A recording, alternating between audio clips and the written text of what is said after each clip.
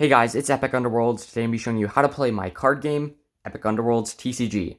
This will be a kind of quicker video, and I might do another video where I do all the odd rules, but this is how to play the current edition game. This is all you need if you just bought a starter deck or 2 packs and are building a deck. This isn't what you need to watch in order to play the game. The old edition is a little outdated, so I'm going to be putting this video on my main channel, like the homepage. So yeah, this is the most up-to-date edition of the game. So there are 6 different types of cards in the game. You got your creature cards, which are basically like your main attacking force. You got your spell cards, which you can cast on your turn. Comeback cards, which you can play at any time in the game. Attachment cards, which you can attach on your and your opponent creatures. Terrain cards, which have a special spot that affect your and sometimes your opponent's creatures. You can only have one though, one in play.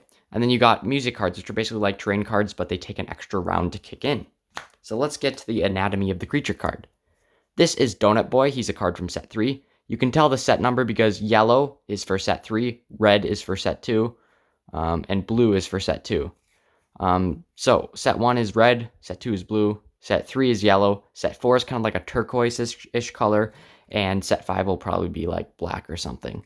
So yeah, that's the name of the creature. That's the artwork, which is pretty cool. Then you got your stat bar. So you can tell it's a creature because they have a stat bar. That red number right there means it's attack value. That blue number right there means it's life value. So once it's down to 0 or negative, it dies. That's the rarity. You have common, uncommon, which I'm introducing into set 4 because I feel like uncommon is what you need kind of in the game. You got rare and epic rare. So for a rare, you can have one of any rare in your deck. So you can have one Dinocon. You can only have one copy of him, but you can have like one copy of Dinocon and one copy of Spike Serpent. Like you can have as many different rares as you want, but you can only have one copy of each of them. Next, you got commons, which you can have 3 copies of each card. This is a Shankfish, so it kind of has a special ability where you can have 10 of it in your deck, but that's the only card. But commons, you can have 3 of any. So you can have 3 Shankfish, you can have 3 Lost Hocus Mechs. Yeah, uncommons, you can only have 2 of each. And then epic rares, which I got one right here. These are pretty hard to pull in packs, but if you do get one, you can only have 1 per deck. Like only 1 epic rare in your deck. So you can only have 1 Inner Archmage, and this will be the only epic rare you can have in your deck. So choose your epic rares wisely. They're basically like the leaders of your deck, but this is a spell, but you know, epic rares can be spells, creatures, anything. So yeah, that's the rarity. And again, I'll say 3 of any common, 2 of any uncommon, 1 of any rare, and 1 like for the whole deck of any epic rare.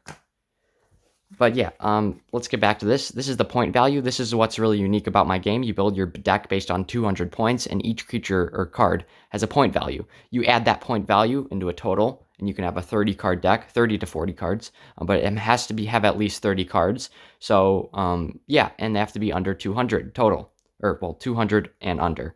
So you can build these decks and add all these points. I recommend using a calculator if you do build it, and make sure to check it like once or twice. But yeah, so that's how the game is really balanced. That's why battles are usually pretty balanced and fun. So if I ever make like a really crazy good card, I can always just adjust its point value. Like this is the most expensive card in the game. Its ability is absolutely crazy, but not many people want to pay 18 points in their deck just to get this card. Because if they have that, then they're probably going to have a bunch of weak other creatures to fill up their 200 points. So yeah, that's that. Let's get on to spells. Again, sorry if this video is a little longer. You can put it on playback speed to speed me up. This is a spell card. You can tell it's a spell because of the purple box. It's got the point value, the rarity, and then its ability. Same with creatures, I forgot to say that, but they do have an ability, and they're always activated when they're in play. Some are activated when they're in your hand, but they would probably say that. Yeah, special revolver. It's got an ability, so it says target creature takes 5 damage. So let's say your opponent has a creature in play. You can play this on your turn, and Peppy only has 1 life, so it would die. So you can play those. Here are just a few other examples, like take one of your opponent's points. You can play this and take one of their points. And I'll get into points in battle, combat, and stuff later, but I'm just doing the anatomy of each card. Then we got comeback cards. These are pretty unique. You can tell they're a comeback card because they got that yellow box. point value, rarity, ability. Their ability is interesting. So they always have to have this first thing activated. So when your opponent attacks with one of their creatures, so let's say they're attacking me with Frostwatcher, I can play this to cancel that attack because its ability says so. You can play this at any time in the game. So if they're attacking on their turn, you can throw this down and cancel their attack.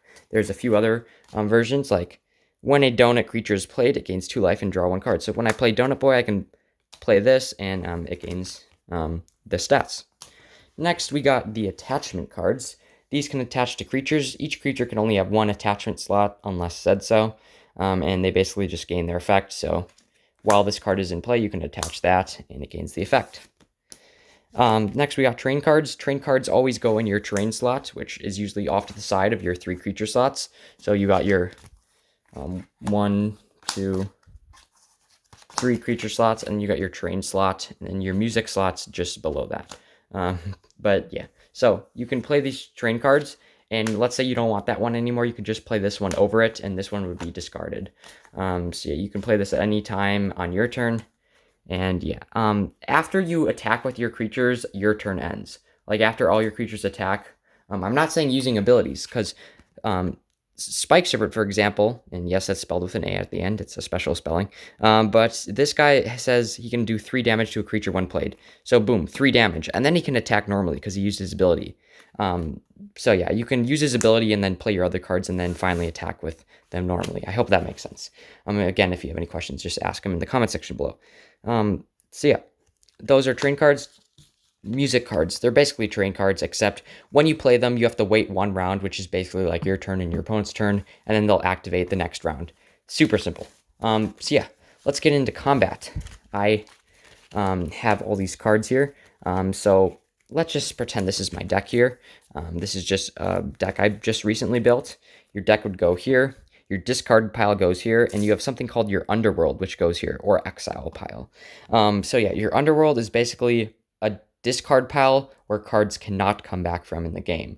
So let's say, like this card says, when played or when killed, exile this card. Instead of putting it in your discard pile, you would put in your exile, and they're just basically out of the game. But some creatures have cool effects where they need to know the number of count of creatures in your Underworld. But yeah, let's say Cosmic Eye was just killed. He would go to your discard pile, and just, it's just basic TCG stuff. So on my turn, each player draws 5 cards. So 1, 2, 3, 4, 5. This is not a very good draw. Let me draw again because that was mainly creature or attachment cards. 3, 4, 5. See, I draw 5 cards. You can do like I just did something called a mulligan, where I basically drew 5 cards again, or sorry, you would draw 1 less. So if you wanted to redraw your cards, you would shuffle your deck and then draw 1 less. You could do that up to 2 times. So yeah, I hope that makes sense. So this is my hand. I got some pretty good cards. I can play up to 3. So 1, 2, 3, and that now my creature slots are full. Yeah, and then I would wait next turn. Let's say this guy gets killed, and I could play this guy, etc. Now let's talk about some keywords. So some creature cards have keywords. This is a little quick rules sheet. So one might say stun, like stun the attached card. So stun basically means if this card got stunned by my opponent's, like let's say my opponent's creature stunned this card, you would turn him sideways and he wouldn't be able to attack for your next turn. So it would be my turn, he couldn't attack. Then it would be my opponent's turn, my turn again, and he can finally attack. But yeah, so stun's really an annoying ability. Flying is a very interesting ability. A creature with flying, they basically gain 1 attack when attacking a non-flying creature, but they lose 1 attack when attacking a creature that does have flying. So yeah, you don't want to attack a creature that is flying with another creature that is flying. Like, I hope that makes sense. Send to exile or underworld basically just means send to that pile. Team up.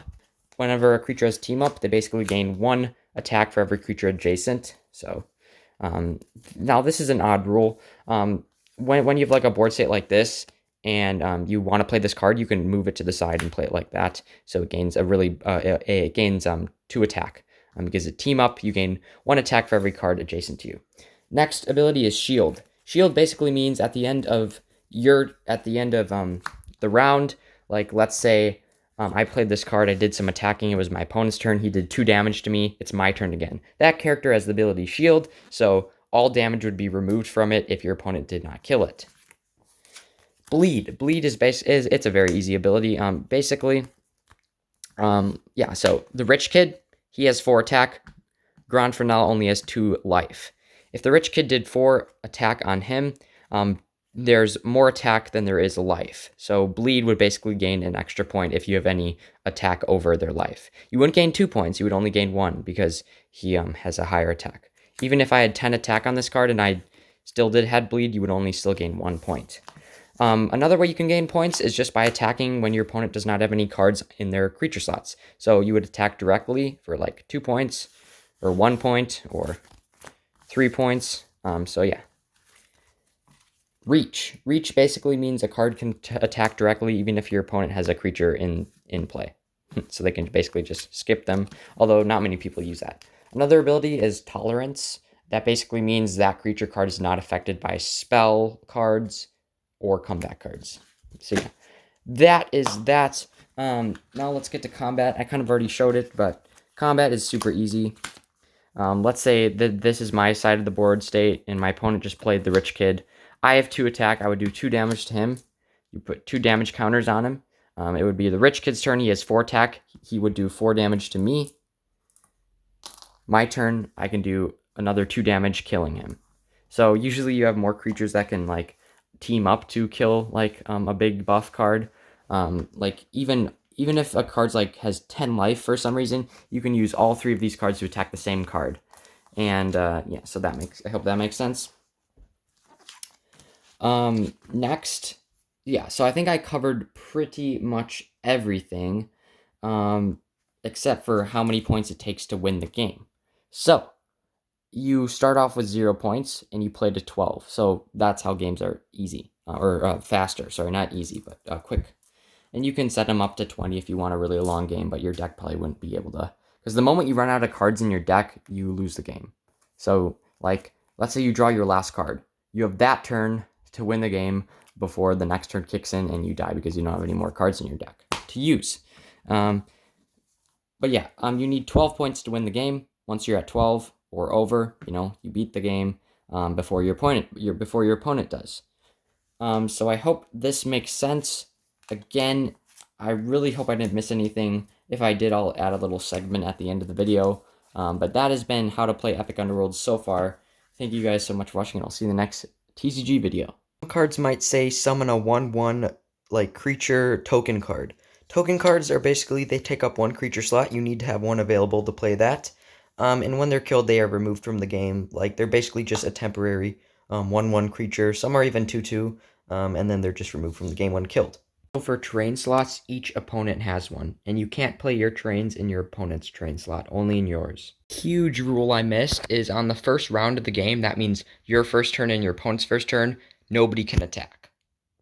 Guys, I did realize that I forgot to say at the start of your turn, you do draw 1 card and add it to your hand. If you would have gone first, you would only draw 5 cards, but if you went second, you would draw your 5 cards and then draw 1 for your turn. So I hope that makes sense. And that's the only other rule I forgot to miss. Another rule is, let's say your opponent plays a card that says, return target creature to its owner's hand. That's in play.